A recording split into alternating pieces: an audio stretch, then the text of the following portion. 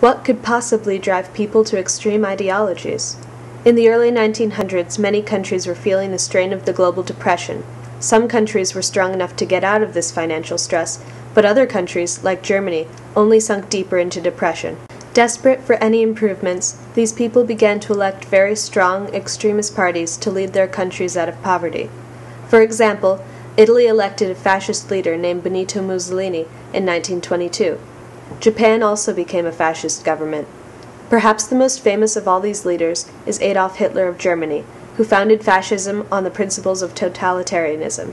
These countries soon became an allied force. In response to the Allies' threats, Britain and France gave away small sections of Czechoslovakia. The US had no strong military to speak of, and was still recovering from their Great Depression. When the war started, we decided to stay out of it. However, Japan had other plans.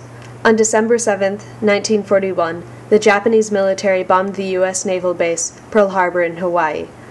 Their goal of this surprise attack was to cripple the U.S. forces so that they would have no competition in the Pacific. This only angered the U.S., who had avoided war up until this point. After hearing of the results of the attack, Japanese Admiral Isoroku Yamamoto said, "I fear all we have done is to awaken a sleeping giant and fill him with a terrible resolve." The U.S. rallied their forces and began using a technique called island hopping to make a beeline from the U.S. to Japan.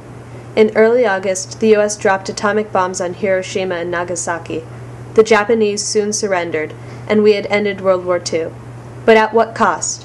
We had unleashed a weapon that would bring consequences for years to come. In uncertain times, we have learned that people will turn to extreme ideologies, whether it's in the form of Hitler's Nazis or maybe our very own atomic bombs.